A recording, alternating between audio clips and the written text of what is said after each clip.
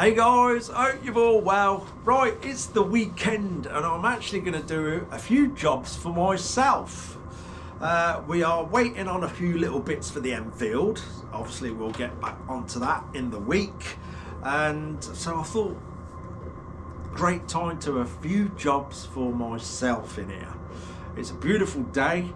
I've been and seen my son, it's his 21st birthday, so yeah, I've been and got all that done and dusted. He's off raving as you do at that age. So all that's done, so yeah, the day's now mine. Anyway, as you probably know, the Honda's gone. We took that, when was it, Thursday. We had a lovely little road trip down south to the lovely Somerset. He's all happy with that, I'm happy. Because at the end of the day, he watches the channels, he knows all the ups and downs we've had with that bike, he knows exactly what I've done to it, what's gone wrong with it, what's gone right with it, he knows everything. So there's no grey area there, or I'm hiding anything, everything's open and honest, and we both understand. Which I'm very happy with, by the way, because, yeah, you can buy bikes where they'll claim it's always been fantastic, it's never been a problem, and then you get it and it's just plagued with problems. But anyway, yeah, a new bike's here. Same but different, same but different colour, I'll call it that. I'll give you a clue. I'll give you 1.5 seconds to guess what bike it is, because that's the headlight for it.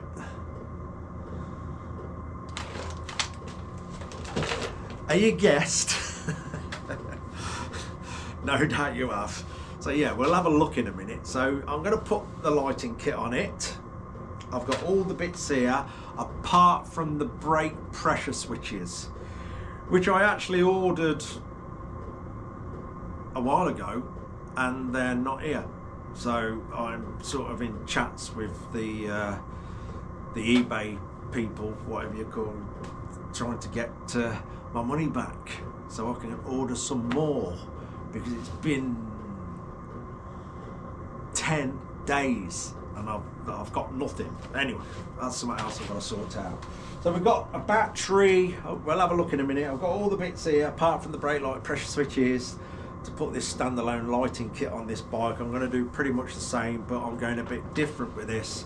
It will be sort of an emergency light kit, because it's standalone running off a battery which I will need to keep charged if I end up using the lights if I'm caught out late at night. But with the way I'm doing it on this one, this bike should go through a normal MOT. It's going to have side light, low beam, high beam, brake light, rear light, horn, the lot. Although it's on a standalone kit, everything will be working for it to pass an MOT and not a daytime only MOT, or however each individual MOT station words that now. Apparently there's no such thing as a daytime MOT. I don't know, there's loads of people say it's all different, but it can be done as an advisory, I do believe. No lights present at MOT, daytime use only and all that. I don't know, but this one should go through a normal MOT when we finished it. Let's have a look.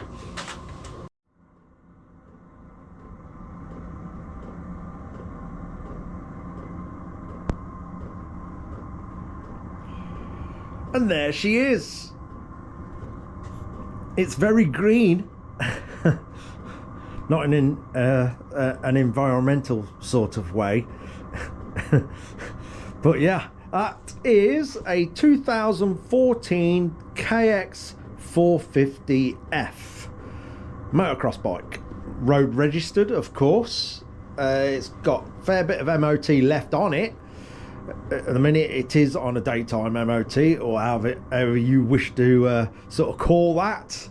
I'm unsure, there's lots of people say different things, but hey, it's on one of them MOTs. So yeah, when we've done that lighting kit, are we doing it on this one, it should sail through a normal MOT. So yeah, we got to get that all sorted. I think today in this video I'm just going to make the battery box, because I've got to figure all that out. So it's got a nice little spot under the seat there. I've got the seat undone at the moment to start getting my head round that, which we will do in a moment. So as you can see at the minute, no lights. I have put one on the back with the number plate holder.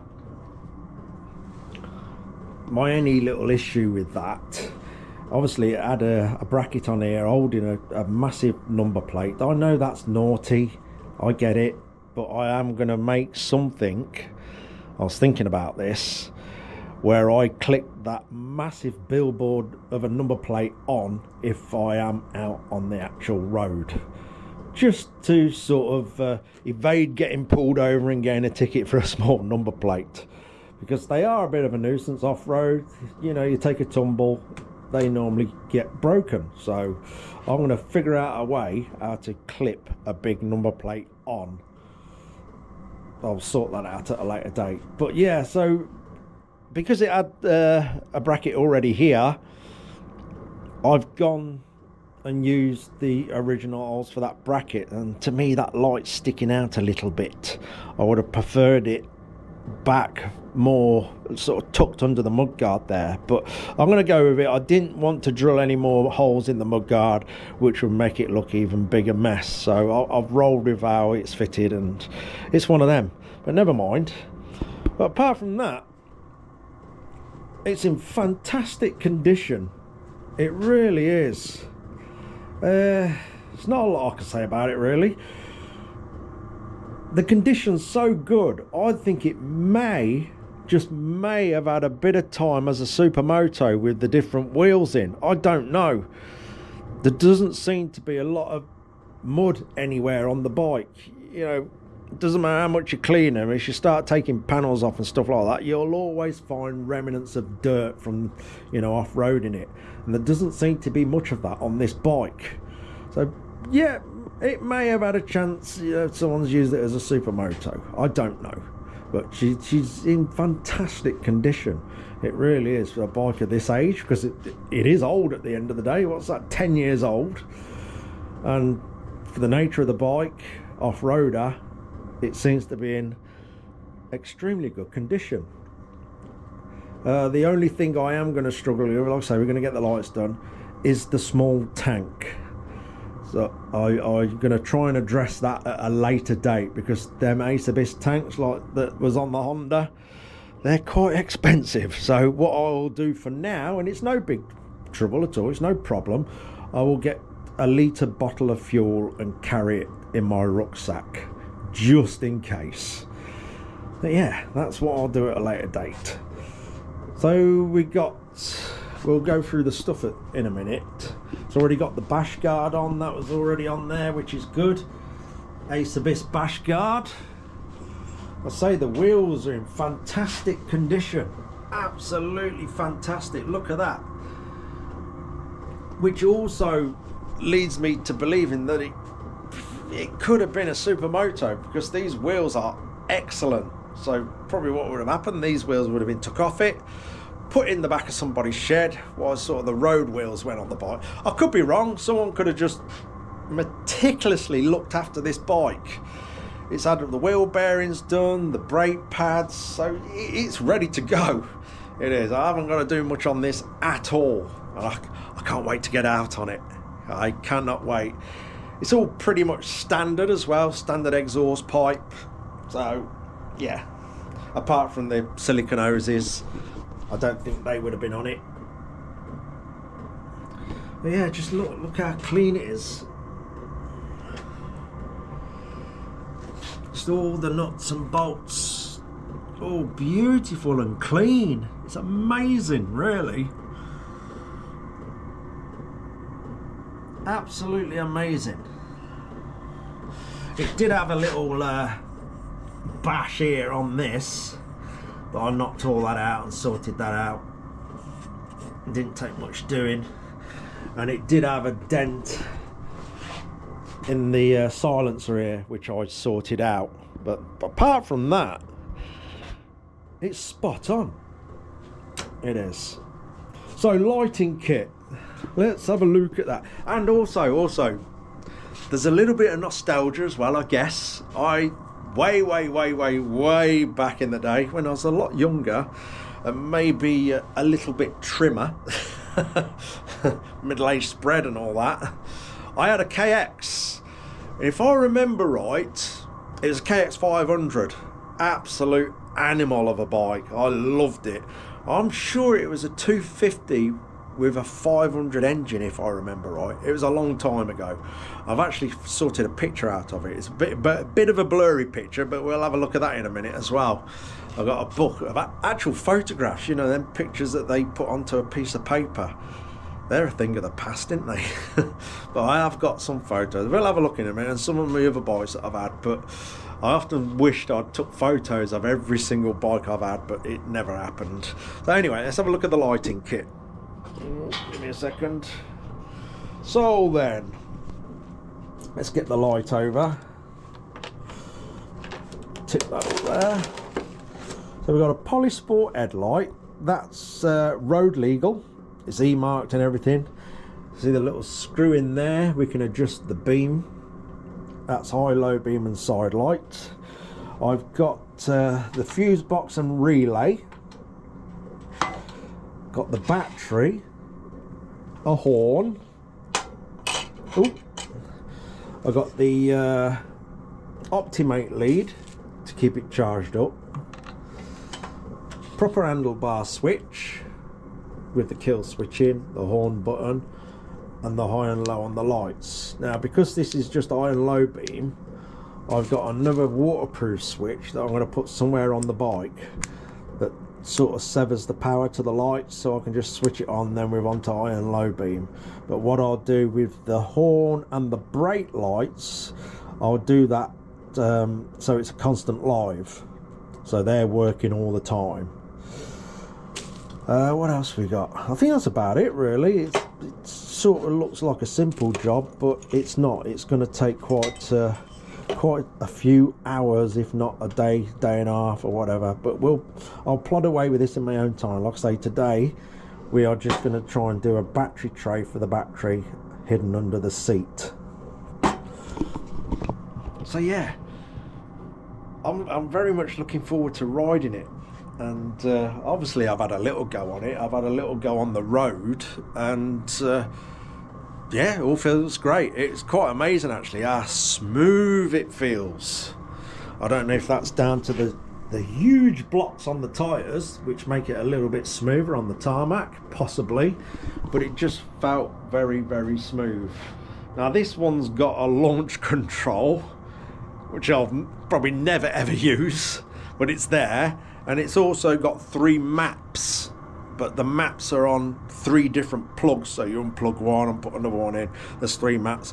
I don't know entirely what they do yet. It obviously alters the power, where it delivers the power and all that. I would guess it ain't going to give it more horsepower. It'll just alter how it delivers the power for different surfaces, I do believe.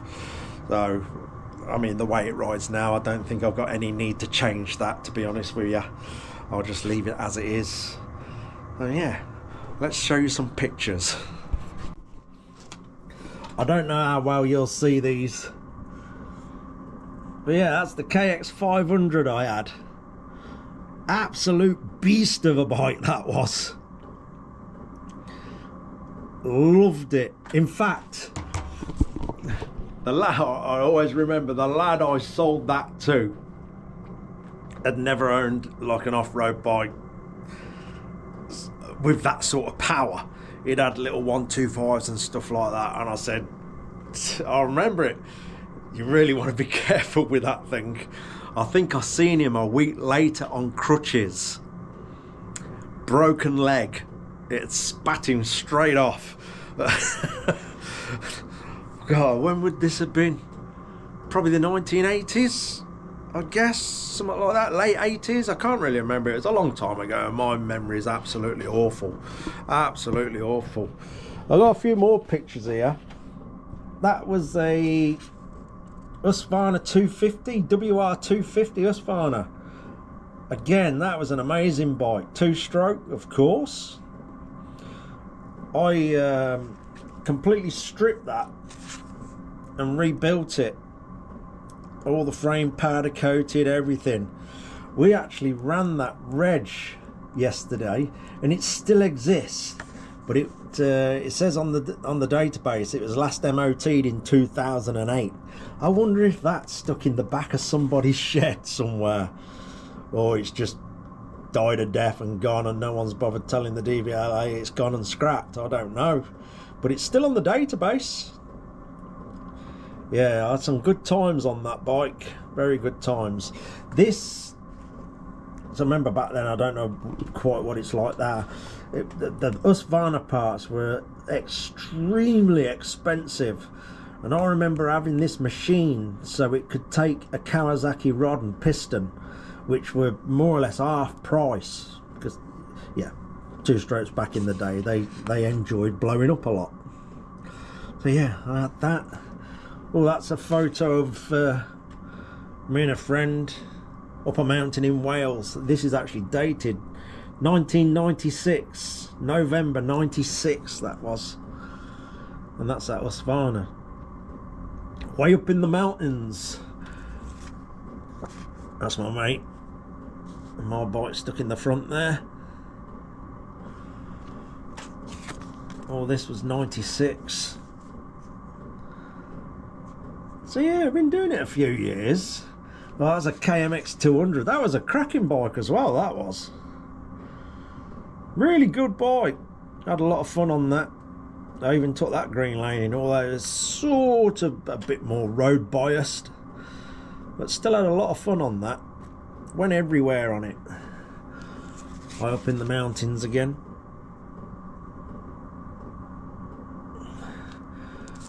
The old Husky. Yeah, it come out well, that did. Good fun. And just for a laugh, check that air door out. X7. Ooh, lovely white seat and handlebars. It was a thing back then. That would have been the 1980s. Wasp t-shirt and skinny. What happened? Whatever happened? I think I found a few cakes and a pie. I enjoyed too much, as you do. But yeah, that's got to be the 80s, mid to late 80s, that X7 250. How about that? We're a terrible, terrible haircut. Nothing's changed. Just a little bit wider and greyer. Still as stupid. So yeah, we'll get tucked into this. We'll have a look under the seat on this in a minute and see what I can come up with a battery box. All right, let's have a looky under here.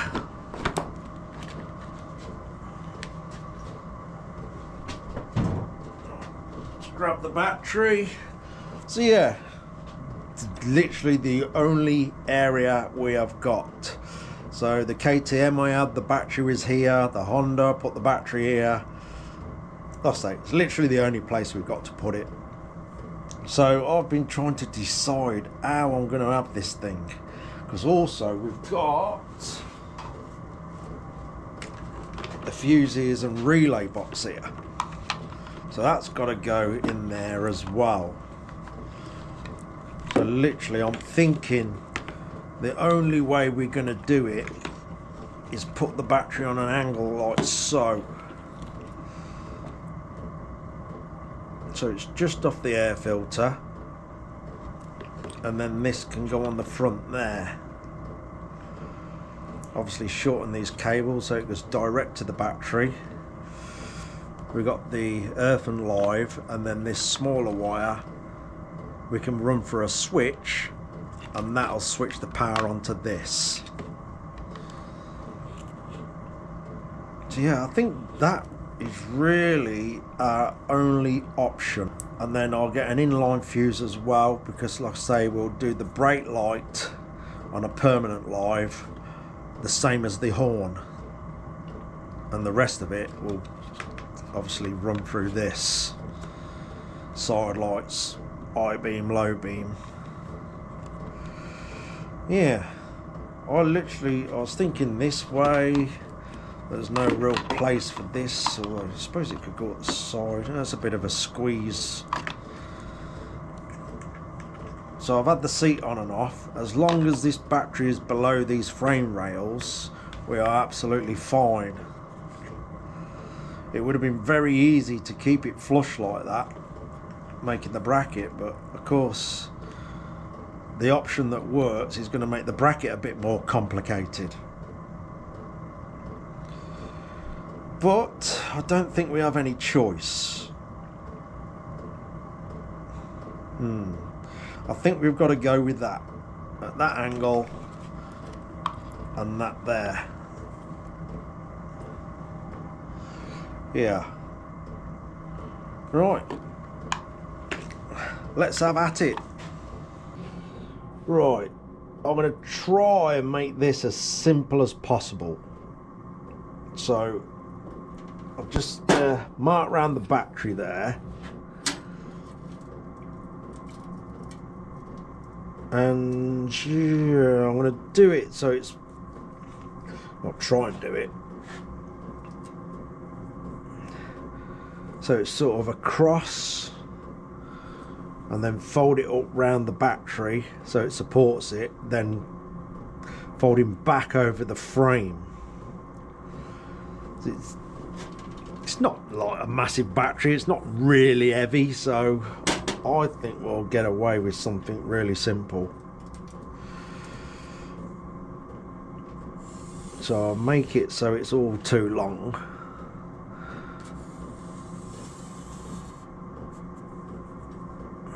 And then trim it down. I think that'll work.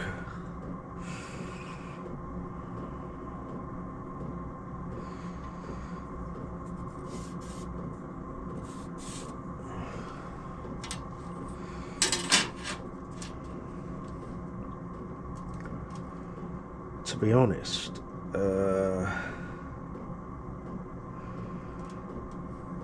I know this is a lot of waste,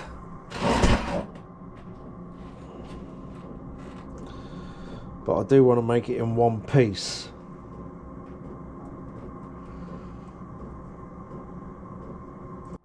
Right, I'm sort of getting the idea in my head. That is very, very wasteful. So I am going to do it and join it. So if I cut 2 strips out and then get them all folded separately, I think that'll do. So I'll just get on and cut them out, and then we'll get it all into shape.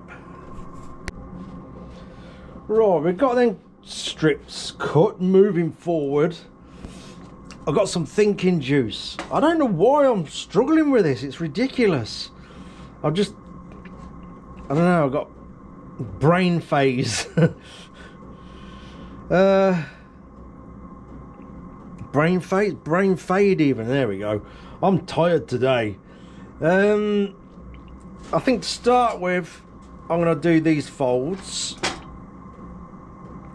Obviously bring them up, then they've got to go that way to lock onto the top of the frame. And then I think I'm going to cut this one in half and do them folds individually, then weld it to there. So it'll be sort of a cross, because like I say, I want to make it as simple as possible and as light as possible, really. Not that weight's really an issue, to be honest. So I'm going to fold that first and just keep plodding forward from there. It's looking about right.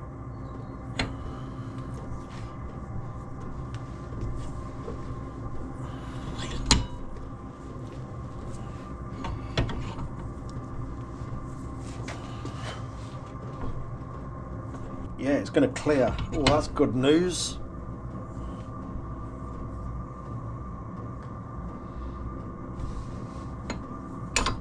Ooh. There we go. Right. So that'll be like so.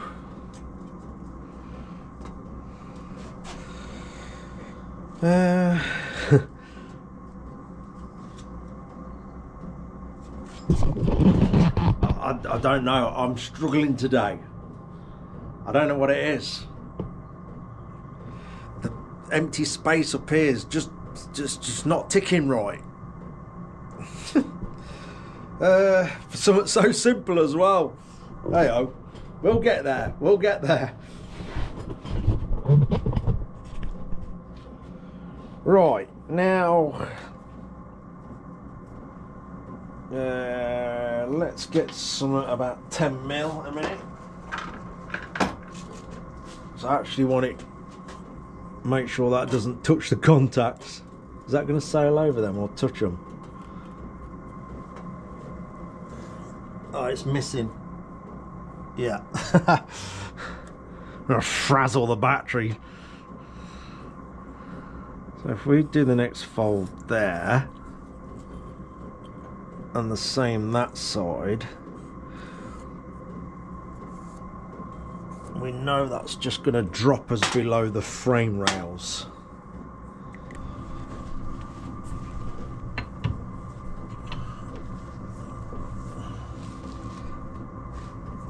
There we are. Right, so far so good.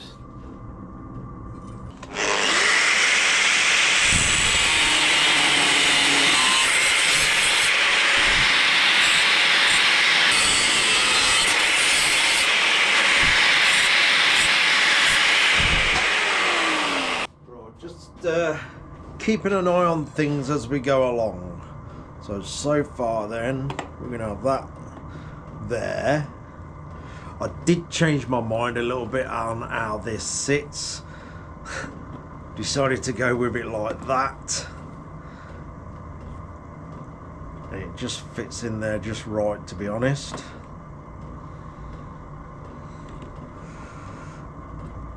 Let's just mark out the width. I am actually going to try and joggle it so it sort of steps round this. It hasn't got to be like the perfect size to sort of dogleg round it sort of thing. Let's see if we can do that. If it can be done within that space, within the width of the battery, it should be okay.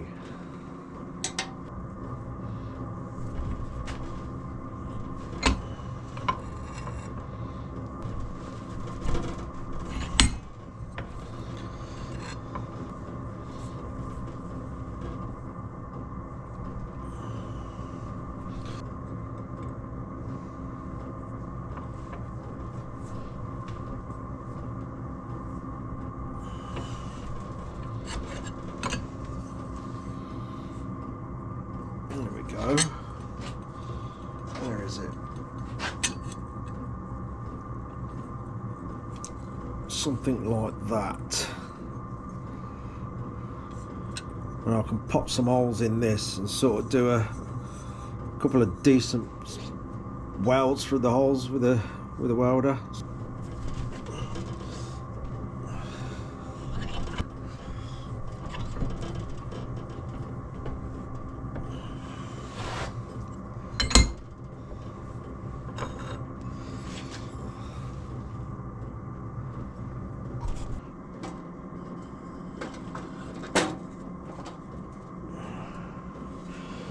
Right.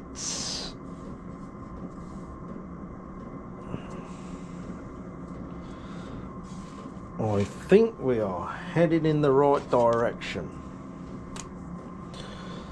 So these ones now need cutting down, and what I'll do with them is probably cut them into a bit of a point, then turn them into hooks so we can get a rubber band that'll hold the battery in.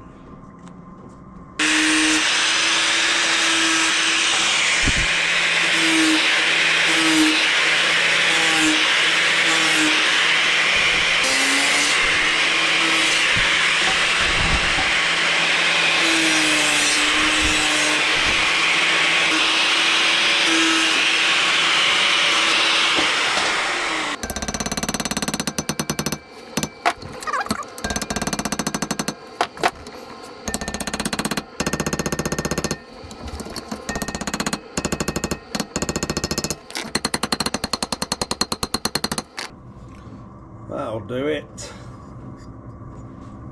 Put a little tack on this for now.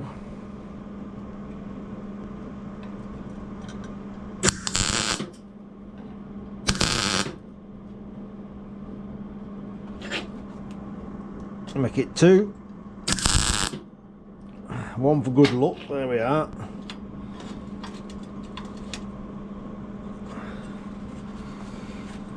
Right, we'll just try that in just to make sure we're still heading in the right direction. I think we're going to be okay. Couldn't really call it a battery box, but it's going to hold the battery there.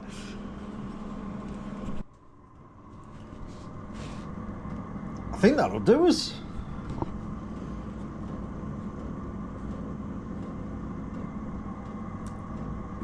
That's all right. I'll say we'll get a proper battery strap that'll hold it in. Then we've got to I think actually I might make a small adjustment on these, sort of bring them over a bit. So yeah, I'm not quite happy where it's this hole's not falling into the middle of the frame. Yeah, I'm gonna just change these slightly to bring them out.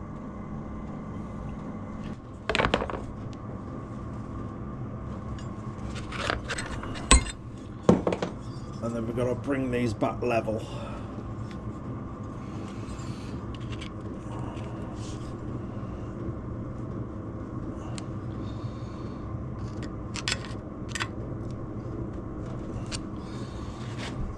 That should do it.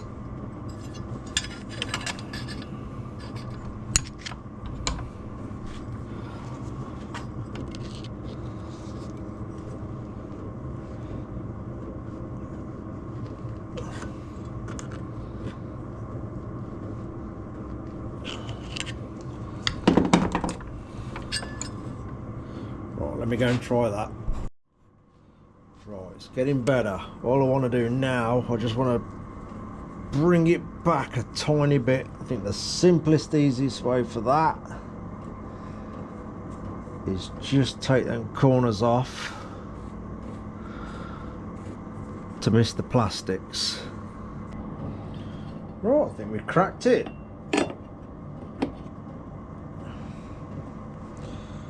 That'll do us, I think. We'll just mark the frame out now, and then we'll put some rib nuts in there, and then I'll countersink these, and that's that sorted. Oh, I'll obviously finish the weld and give it a coat of paint. I'll see what colours I've got. Don't think it really matters with it hidden away in there. Do it bright pink, I guess, whatever. Yeah, happy with that.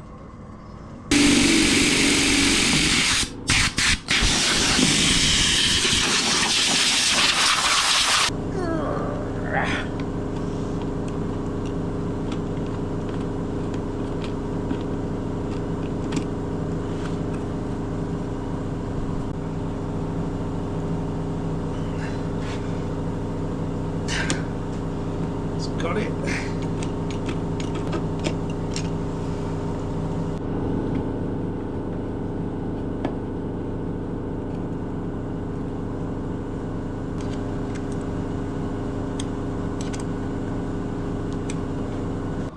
Right, we're getting there bit by bit. So obviously that's going to drop in there. We'll have a battery strap over there. Now we got this. So I think the easiest solution to that is make another bracket coming off the battery sort of bracket we've just made and just drop it there. At the end of the day, this is a huge air box. It's completely open everywhere, so it's not going to have any effect on the bike. I'm 99.9% sure of that.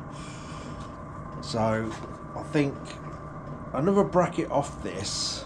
This is really light, that weighs absolutely nothing. But I'd like it where I can get at it. Yes, I could actually shove it down there. There's that much room in this airbox down in the sides. It's massive. But I want it where I can get at it. So I think there is going to be the ideal place. And if we do blow fuses, it's just seat up, off with that lid, change a fuse. Yeah. I think that is going to be the best place for it. And then nothing is going to interfere with how the seat actually sits on this bike then. Yeah, I think that's where it's going to go. Right, moving forward a little bit, I've just cut this out. So I'm going to put a bit of a fold in that. It's very, very basic, I know, it's not the prettiest looking of fabrications, but it should do its job.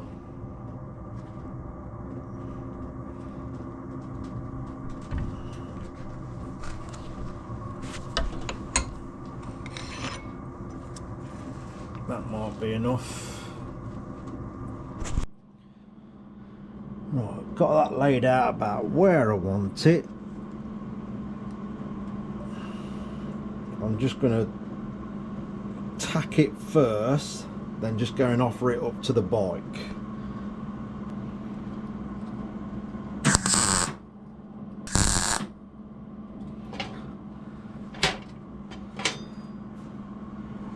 It's probably the weirdest bracket ever. But it's just to do a job. I know, yeah, it doesn't look brilliant, does it? But as long as it all works, it's all good.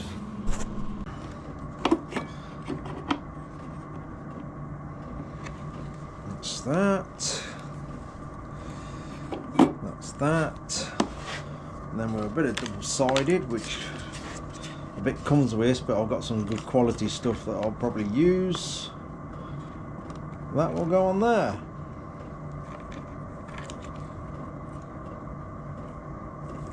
Right, moving forward, a quick lick of paint, nothing special. That should do it.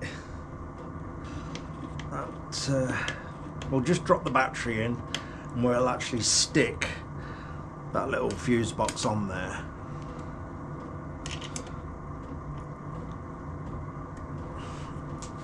Right, double-sided on.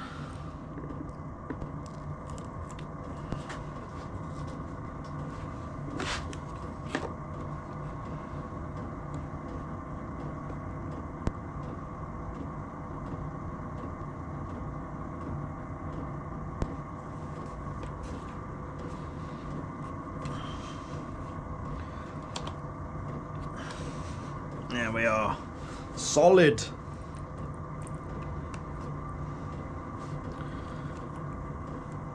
Then we'll trim all this to suit, put some new ends on, and that's all nice and neat and easy to get at. I think that's about sorted. Seat back on for now, just to double check everything's clearing. Yeah, that drops straight in. I'm happy with that.